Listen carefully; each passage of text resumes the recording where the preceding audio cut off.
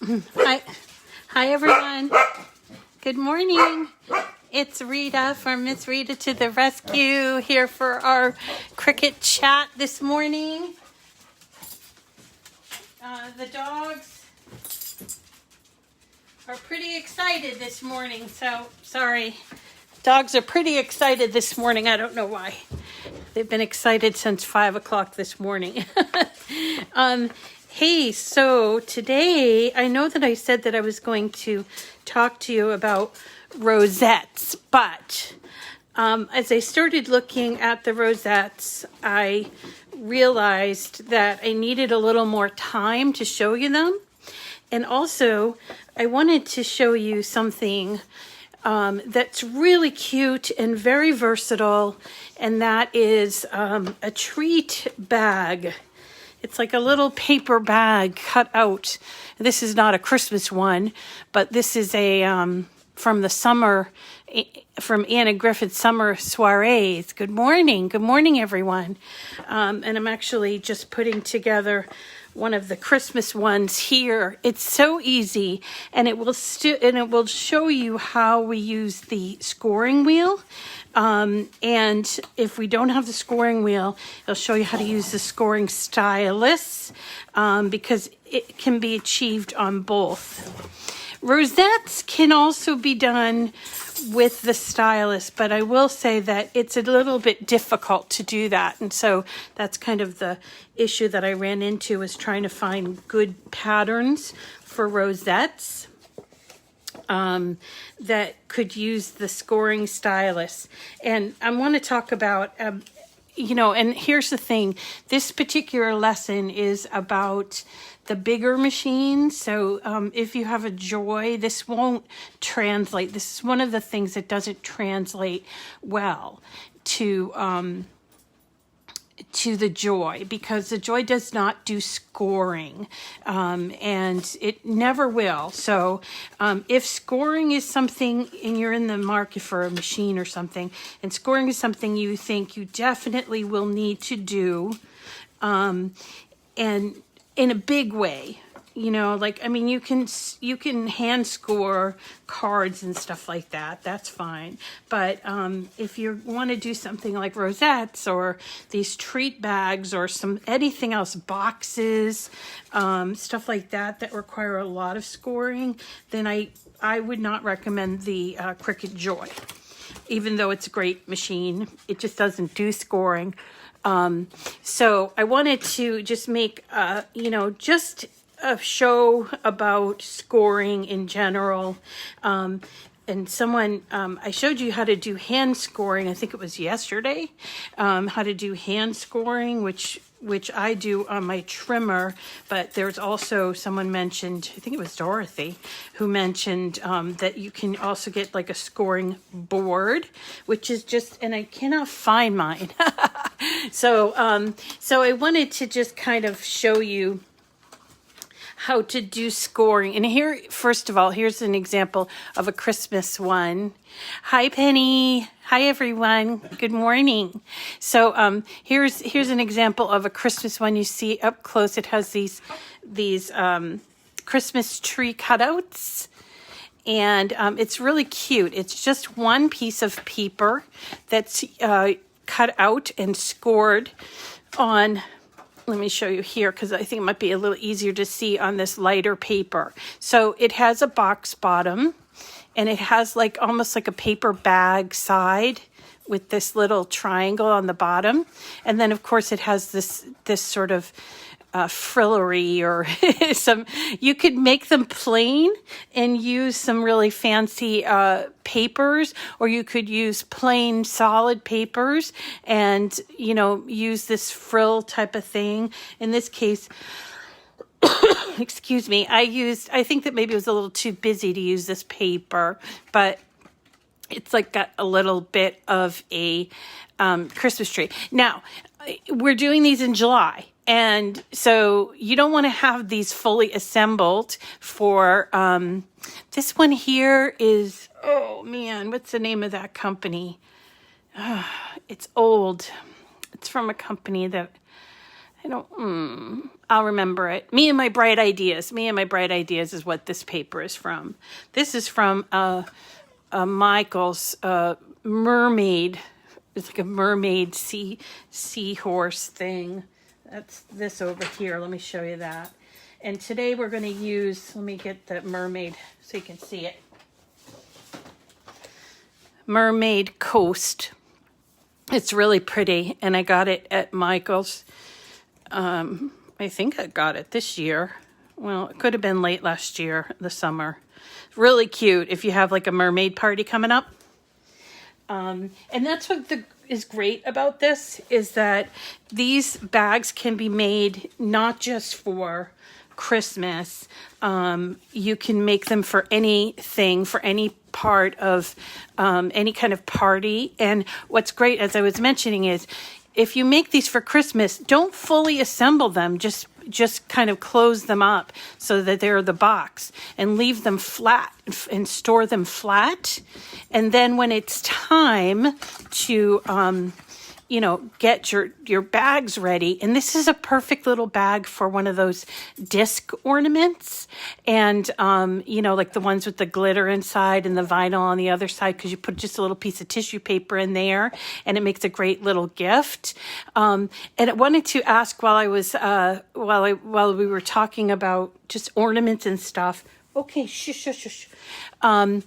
Do you guys want to see how to make glitter ornaments, how to do the glitter on the inside of the ornaments, and how to decorate the vinyl outside of ornaments? I don't know if that's something you'd like to see. I did a video on it last year, and it was pretty popular. So I do want to, if you guys are interested in seeing that. We're also going to use this paper that I got last Christmas, and this is called Hostess with the Mostess, and this one's Maud and Mary. This one is Flannels Frost, and this one is Winter Sparkle. Okay, so you do want to see ornaments? Okay, good. We can show you ornaments. Super easy. The actual ornament itself is made not with the Cricut. It's made with these plain ornaments that should start appearing in stores about now. and I have a bunch that I just stock. So, okay. And then we can decorate them with vinyl, because that's always a little tough. I generally, if you're going to the store to buy some, I generally like the disc size. They're not the round ones, but they're kind of like flat on front and back, but they're a circle shape. Okay, we'll do that. We'll get doing to that. So let's show you these bags. So these bags are easy to find, and they do require that you do some scoring. So I want to show you where you can find them. Here I have 5 examples of, 5 examples of Christmassy ones. Shh, Benjamin is crying right next to me. Okay, Benjamin, relax, okay? So to find these, real simple, we're going to go to images over here.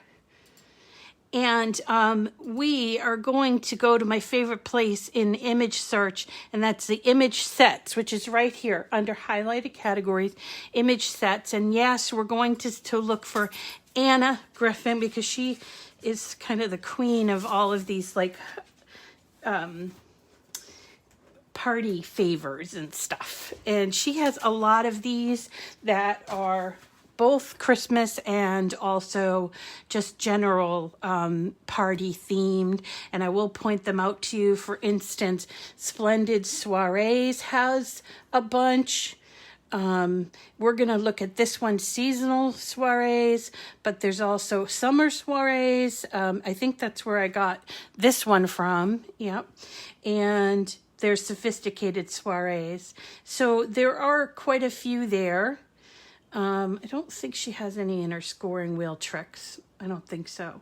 But so you can find them here through that. Or you can go to image search and you can type bag, because these are technically bags, even though they're kind of boxy.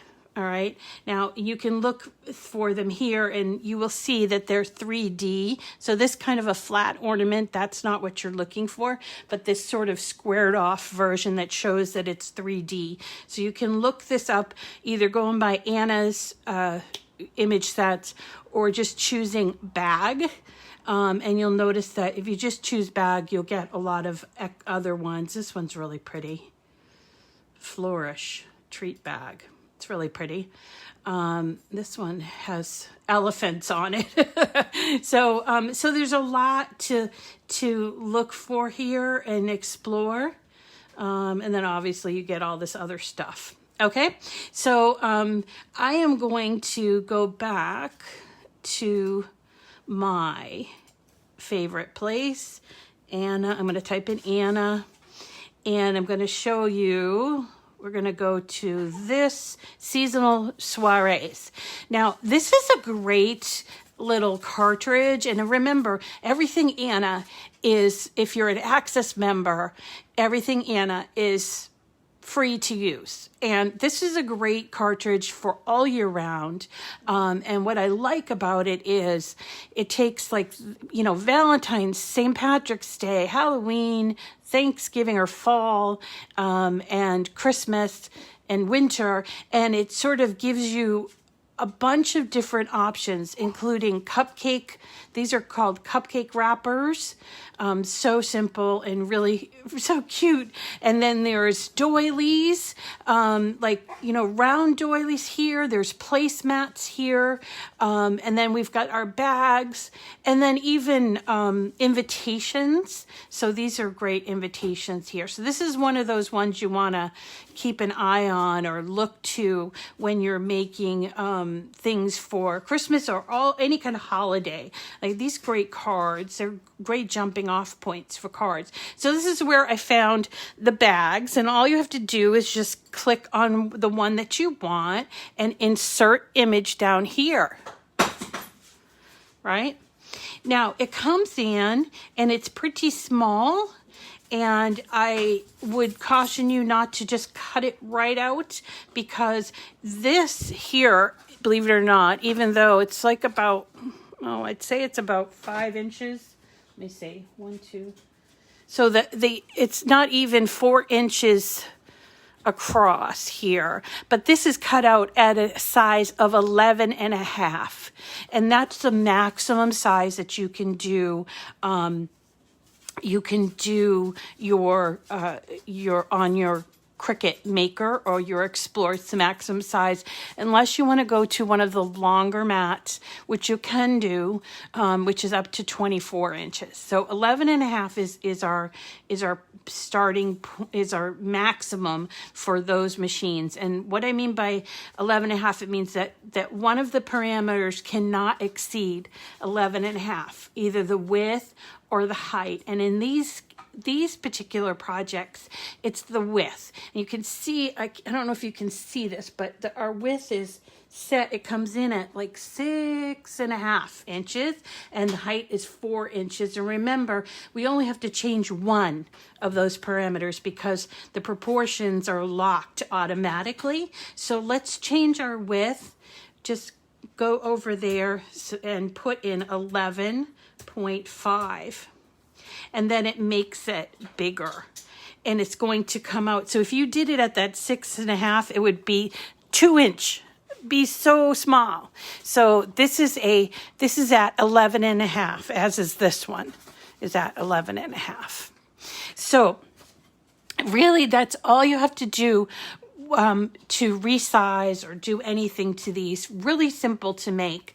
And so let's show you, I don't know, maybe we can do this one here, this holly one. I do always like holly. So here we're going to hit make it, and here is our mat. We don't need to do anything really here, except if you have some paper and here, I'll give you an example. Here's a paper that's a scene.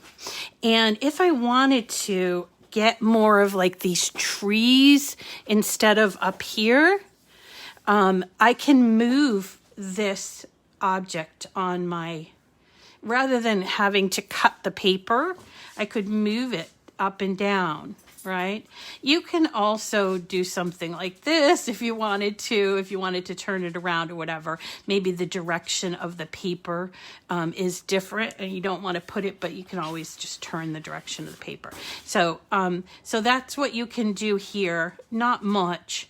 If you're doing a lot of them or different kinds, you could move them around from mat to mat, but in this case it's just very plain and simple. We're going to hit continue, and then we're going to go to the materials, and as I said, we have a number of wonderful saying my machine's not on. There it is. Okay, so we have a number of really cool papers here that I want to show you, and I'm going to look for something that's kind of green since this is holly. Oh, here's kind of interesting one. It's like a watercolor. And actually we can use that move it around on the page type of thing. Okay. Uh-oh, somebody's unhappy. Is it something that you're unhappy about that you want to tell me about? Or was it an accident? Okay, so I'm going to put it on the mat. I have a nice new mat here. And I think I would like to pick up some of this coloring. So I want to still change the change where it's going to cut out. So I'm going to move it down a little bit. Maybe right here, about in the middle. So my holly is going to come up here. Or maybe what I want to do is turn it this way, like this, and then the holly will cut out more in green. That's always an option. So I'm going to do it this way at first, and we can always do it a different way next time. So I'm going to keep it at like sort of the midpoint. And I'm going to choose medium cardstock. Remember to choose materials on and explore. You need to go to custom, or you would choose cardstock or cardstock plus on your dial. But on the Maker, you get this material. It's just any material. You can go to browse materials, and in this case we're going to use medium cardstock. That's one I always use, so I favorited it by hitting this little star. Okay, and so we're going to use that, and that's what shows up on my favorites. Okay, so I choose medium. Now remember that I have a Maker that I'm showing you from, and it's kind of beat up, but it's still a Maker. And so a Maker has something called a scoring wheel option. This is the scoring wheel. Actually, I'm going to show you this other piece because it comes in 2 tips. Here is the O2 tip. Let's see if I can show you where it says O2. I'm looking through my screen. I'm not. Okay, there it is. See, O2. And that means that it has 2 little wheels.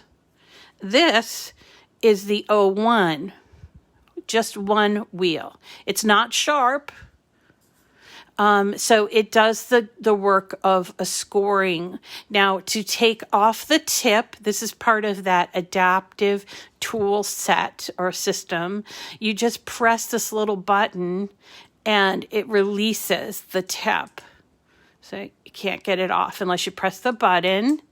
And what would you use the O2 for versus the O1? The O2 is excellent for glitter paper, sparkle paper, any kind of special treatment on a paper, because those papers tend to crack when scored, and this O2 creates kind of like a little divot and less cracking.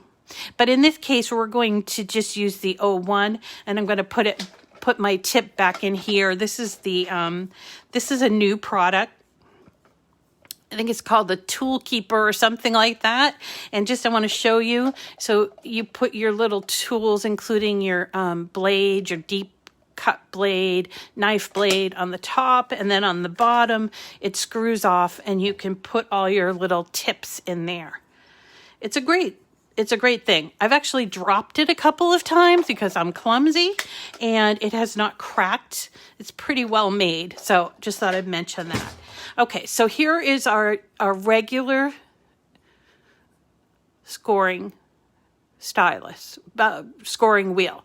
Now, if you have an Explore, you're not going to be given the option of choosing this because the Explore doesn't take these adaptive systems. However, you could use a stylus, and we talked about the stylus before.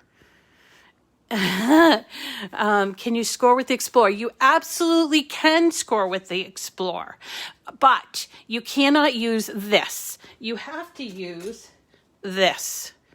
This is a scoring stylus, and it goes in the clamp, not in, I'm going to move you now so I can show you, okay? So here we go. Yeah, the Maker is really great, and it's expensive though. And so for a lot of people to get into, crafting, they have the Explore, and which is, I love that this is a stylus. The stylus goes in to this part where you normally would put the pens, and you would have to support that and click it down. That's the stylus. This will go in where your blade goes in. So this is how you take it out. So here's where you take your blade out. Right, there's my blade. I'm going to just put it aside. And here is my stylus. Now you note there's a front. It has kind of like a plastic cover. And then the back has like these gears, like a clock. Now, this is what you're going to make a connection with your blade there with these little clock things. So I'm going to place it in there, and I have to kind of hold it, right? I want to make sure that it's really set in there good, and then close that clamp. Okay, so when I want to do scoring, this is with the Maker. When I want to do scoring with the Maker, I need to swap out my blade for the scoring wheel. Okay, and then I'll have to do the cutting. I'll be notified by the screen that I need to change tools. Okay, so I have a Maker, so we're going to use the Maker scoring wheel, but I'm going to show you how to do it as if it were an Explore too, okay? So you can't see my screen, but basically it's telling me that I need to load my material that, and it's okay, by the way, if you have a Maker, to leave your scoring stylus in that clamp, because it won't register that. However, you will need to change out this clamp B. Okay, so remember, when you're doing scoring or writing, those things come before cutting. So it goes scoring, writing, cutting. So in this case, there's no writing, so it's just going to do the scoring.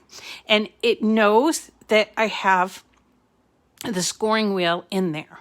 So I'm going to hit my go button, and you'll see that you can't see my screen, but it's checking out to make sure I have the right tool in there. And that's what's really kind of cool, is that the Maker can kind of say, oh, you have your knife blade in there. That's not going to work for this project. So that's pretty cool.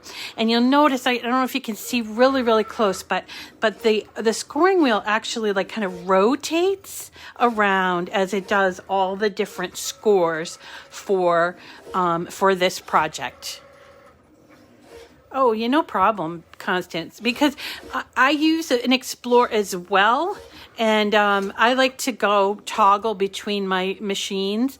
And also, I think that the stylus doesn't get enough attention because it's really cool. I use it all the time, especially when I'm making cards, and I don't want to swap this out. Here's the thing. Maybe I'm lazy, but swapping out tools is like kind of annoying to me. And so I only want to use them when I'm going to use them a lot. So this kind of project is perfect.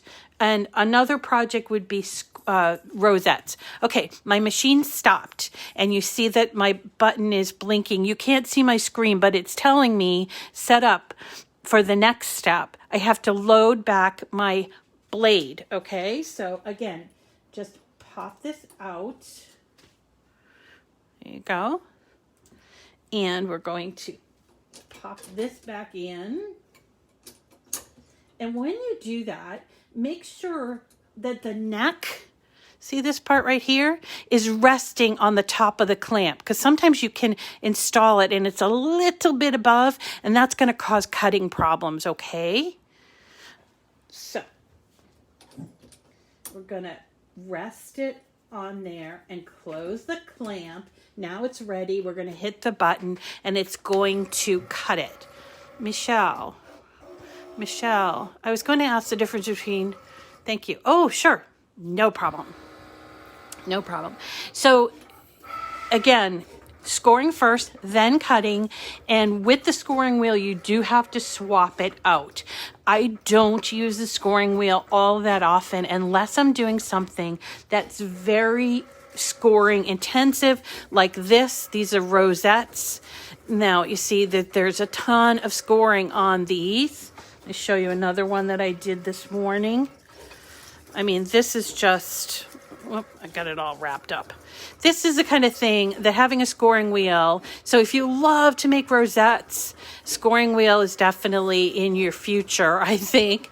Rosettes are really a lot of fun, but they do take kind of a lot of patience. So, but if you just want to do an occasional, like heavy scoring item, then if you haven't, and you have an Explore, just get the stylus. It's so much easier to do that than to have to trade up and spend a whole lot more money there. It just kind of makes it a little bit cost prohibitive, you know? You're making the Christmas tree. Okay, sure. Thank you, Lynn. Okay, so it's just doing the rest of the cutting, and I'm going to show you how to put it together. But I want to also show you how to do this if you have an Explore. So I'm going to pick out another sheet of paper and maybe a different. I'm going to pick out this one here. I think that's kind of fun. Get this ready for doing the snowflake one. So I'm going to show you that as soon as this is done, how to put it together. I have my glue. Super easy to put these together too. It's just a matter of folding where all the score marks are, and I'll show you that as well. I'm trying to think. So I'm hearing a definite yes on making ornaments, like the glitter ornaments with the glitter on the inside and then vinyl on the outside. So that's a good thing. I do definitely want to show you rosettes at some point, but I need to get I couldn't find my original file this morning. Then what was the other thing I wanted to show you? A couple of really cool cards before we kind of wrap up Christmas in July. I know we got a couple more weeks, but I kind of want to move on. I got some fun summer projects too to show you, okay? All right, it seems to be done cutting almost.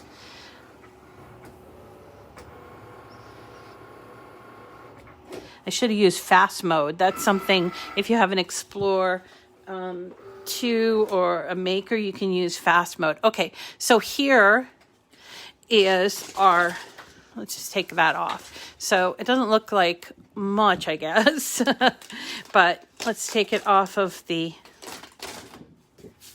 now this is double-sided paper, so if I wanted to, I could do it on this side as well. But this shows off more of the holly. I think I would have probably put there. But anyway, so what you're going to do is you're going to fold all these score lines. Wait, let me actually go back. I want to go back and get I don't know. My machine's doing something right now, so I can't go back. So, okay. So it's just like a paper bag, and there is this. That is so that you can connect these two together. And you notice here on the sides, it has like sort of a pleat. And also this little triangular pleat here, which you kind of do it this way. I don't even know why they put it that way. I think I don't know why they they add that sort of divot, because it doesn't really fold down. Usually they have that divot there so you can fold it down all like when it's all together, but I don't know. So I'm just folding at all of these scoring points like this, right? And then I fold it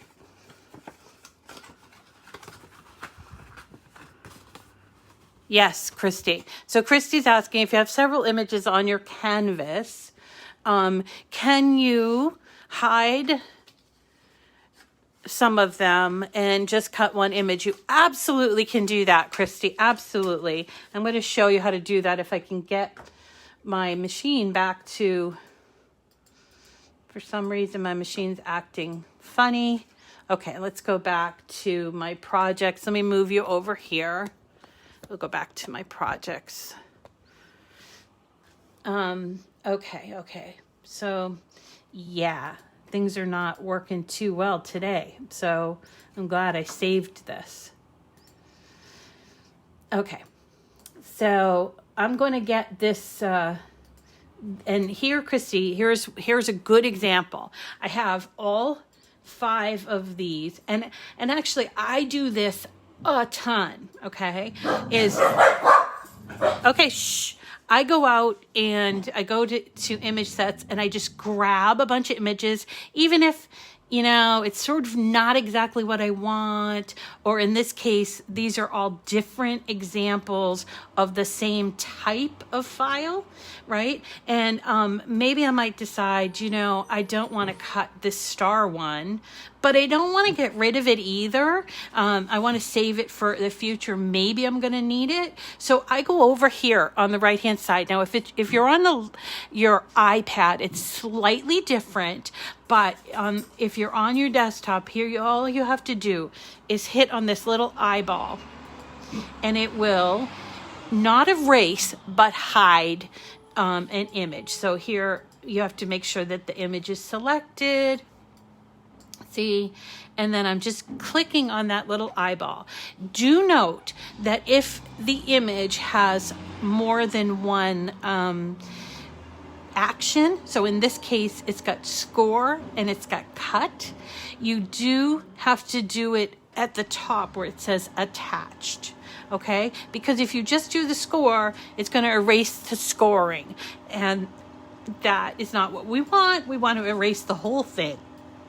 So here is, and it's still, I have this file that has all 5 things in it. This is a very good technique to know, especially if you're, you know, looking for images and you're like, this one might work, might not work.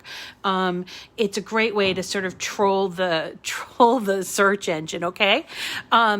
Okay. Bye, Bren. Okay, so let's show you how to do this if you had an Explore. Same sort of setup.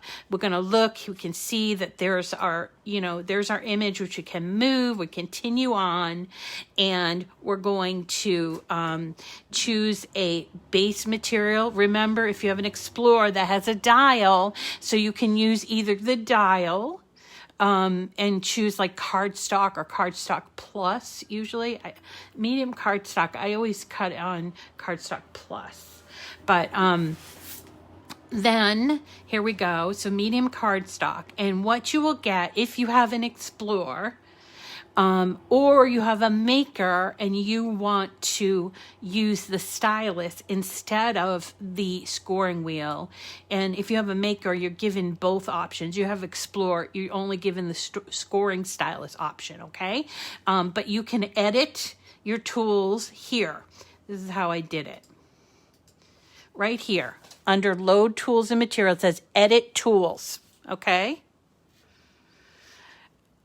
Oh, Wanda, I can show you that. It's very simple, very simple. Wanda wants to know, how did I turn an image on? Once you have it selected, you can see a square around it.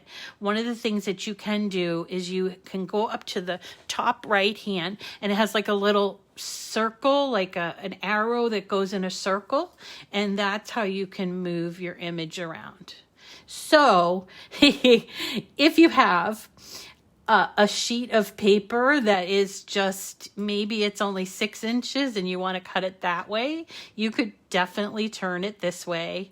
Or, you know, it depends on what you want to do with that. Sometimes I have tried to squish extras, like if I'm doing duplicates, I've squished extras on a mat, and that's what that's good for. Okay. So, all right, so we're going to do this as if it's in a maker. So we have our scoring stylus in there, and I'm getting my paper ready.